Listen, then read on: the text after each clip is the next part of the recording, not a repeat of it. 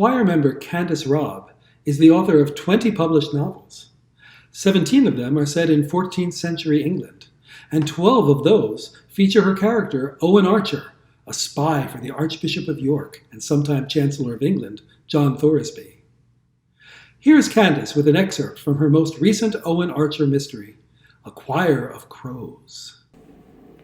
This is a scene toward the beginning of A Choir of Crows. As Brother Michaelo stepped out into the snowy yard, he heard shouts off to his right, toward the chapter house. Pulling up his hood, he turned away from the sound, bowing his head to the blowing snow as he hastened around the west front of the minster. The wind reached icy fingers into his hood, stinging his ears and freezing the lashes over his eyes. He tried to warm himself by imagining how he would soon sit before the fire with a cup of hot spiced wine, perhaps some fresh bread and cheese. He should fast and take communion, but as he had not slept, he would compensate with a brief prayer in the minster on his way. As he changed direction, he stumbled into a drift of snow beneath which something hard bruised his shins. Muttering a curse, he brushed the snow away from a long wooden sledge. Left by the stonemasons, he guessed, in their haste to find shelter and warmth. Who could blame them?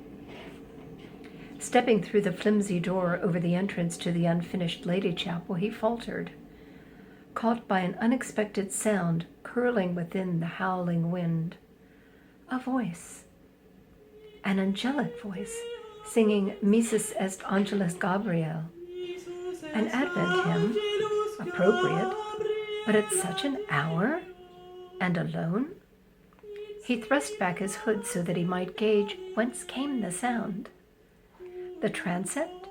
No, that would echo and cut the immense silence of the overarching stones. This came from behind a door. The chapter house?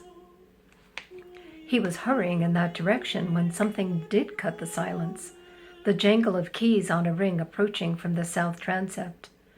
Shining his lantern to his left, he saw Theo, the precentor's man, lit by his own lantern as he hurried across toward the chapter house. God in heaven, what madness has descended upon us this night? A man fallen, someone singing in the chapter house. What? Who dares intrude?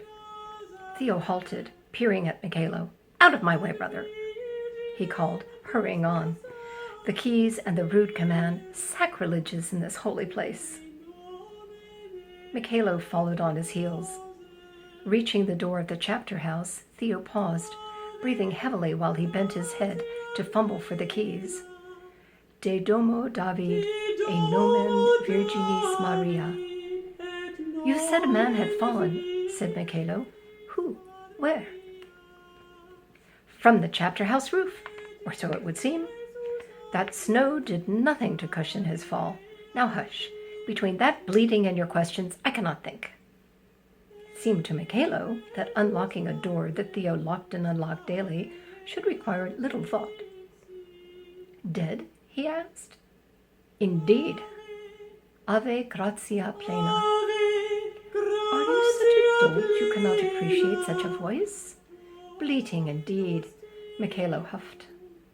On such a night it can only be the voice of the devil, Theo growled, as at last he managed to turn the key and push wide the door.